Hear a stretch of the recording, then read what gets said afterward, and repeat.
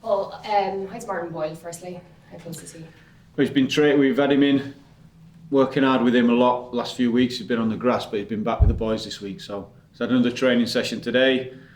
And he feels all right, which is great for us. So we'll just keep pushing him and keep working him hard whilst we get him back on the pitch. Perfect. Result was a 1-1. Does the team require a killer instinct at this stage? But it's a frustration watching them go ahead and not being able to seal it. Yeah, I've used that phrase this week. Myself, killer instinct. That's what it is. We can say, yeah, we're playing well enough. We should be getting more points. We deserve more. But you get what you deserve. There's a reason why, because we've not had that killer instinct. That's it. We have suffered the other end where teams have not had any attempts on our goal, but still getting the one that matters. So, killer instinct. That's it. Attacking end, certainly more clinical, more desire to make even more chances as well, because we've had good chances, but I still think there's more chances we can create by having a real commitment and drive to get in the box. Chances are it's not going to be a worldie goal like we spoke about Darryl's chance the other day and how good a football it was, but it's probably going to be some sort of little ricochet, something that drops to us. So the more bodies we get up there, the better. Well, that's kind of basing it on chance and luck. How much then in these next 6 games where you'd expect to be where you are up against teams who are either promoted or kind of at the bottom of the table last year, how much is it a case of getting consistency and working off set pieces? Set pieces are always a big thing. We nearly won us a game at Aberdeen and then ended up costing us the game, 2 set piece goals. So regardless of the chances we did squander that game, it was a set piece goal that got us the lead and a set piece goal that cost us and gave Aberdeen the point. So set pieces will always be a big part of the game.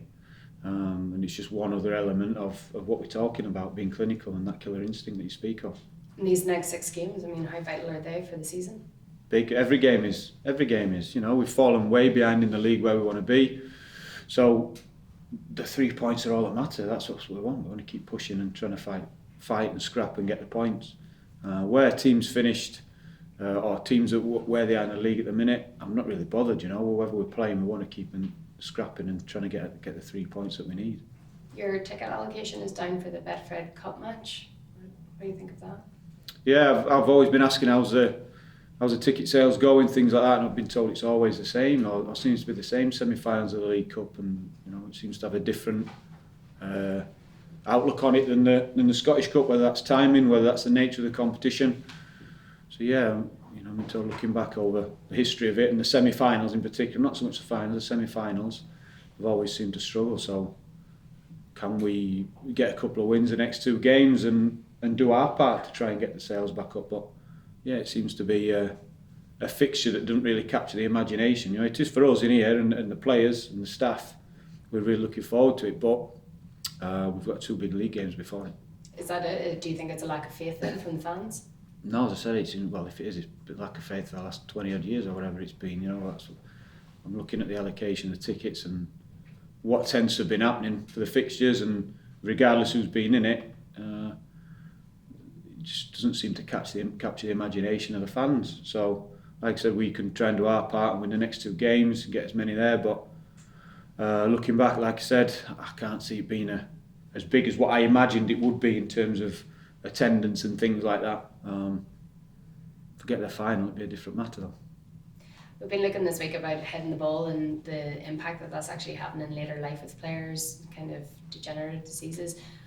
What do you make of the report in the first place, and then what would you say, do you think temporary substitutions are the answer to try and prevent this for men who give their all in their youth? But the game, the actual match itself, is probably the least significant. You think every day we're playing and practicing and heading balls, changes you make it to games will have the least possible impact, So for me, you could change rules in the games, change the concussion rules again, change head injury rules, ball strike. You could change all that round if you want, but it's training where there's 100 times as many headers competing, head clashes.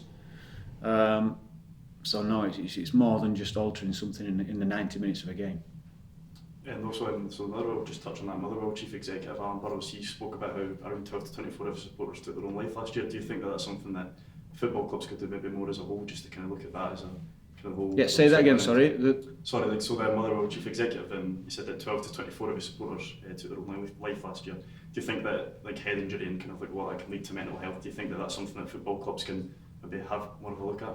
Yeah, listen, I think the report itself was more sicknesses like dementia and things like that, rather than mental health issues, depression, things. But listen, any sort of issue like that needs to be looked into. But rather than me going and making statements about things that were and were not included in the report, like I said, that the significant one that is important for footballers, or which is getting driven at the minute, is head impacts, heading the ball, possible changes. That's why I said, I think in the game it's probably the least significant. The issues that you're talking about, I think, are more societal than the 90 minutes on the pitch. Going back to the game of the weekend, Ross County, they're coming off a heavy defeat last week to Celtic. Are you looking to your players to capitalise on maybe a dip in their confidence, get on top of them early? Yeah, we'd be trying to do that regardless of their previous result. But I think that one-off game, that game at Celtic Park, that's happened to a few teams, and I think it continues to happen to a few teams. So we've been more focused on them as a whole, what they've been like when they've come up all the games so far, and they've looked a strong team. You know, they've carried on the form from last year. Good footballing team. I've got an outlet of going long if they need to. So we're expecting a tough game, and I'm expecting it to be quite an entertaining game, if I'm honest. You know, we're at home. We want the 3 points. You know, we're not going to hide away from that. We want the 3 points, and the way they play probably sets up for a good game. Last month after the cup win against Kelly, you said that you felt the players had turned a corner. Is there a sense of frustration since then that results maybe haven't capitalised on that, or do you still feel the mood amongst the players? Yeah, listen, I don't think I said I kept getting asked questions of, have you turned the corner, this result now show you turned the corner. I said, for me, no. You know, that's a dangerous way of thinking. For me, it's about the wins and getting the wins. What we have had is more consistent performance, and yeah, we should have had more points. We could see that and moan about that, but as I said, it's down to us to get the points. So no, we've not turned a corner. What we have done is got more consistency to us play, but we've still not got the points that we want. So that's the bit that we have to put right.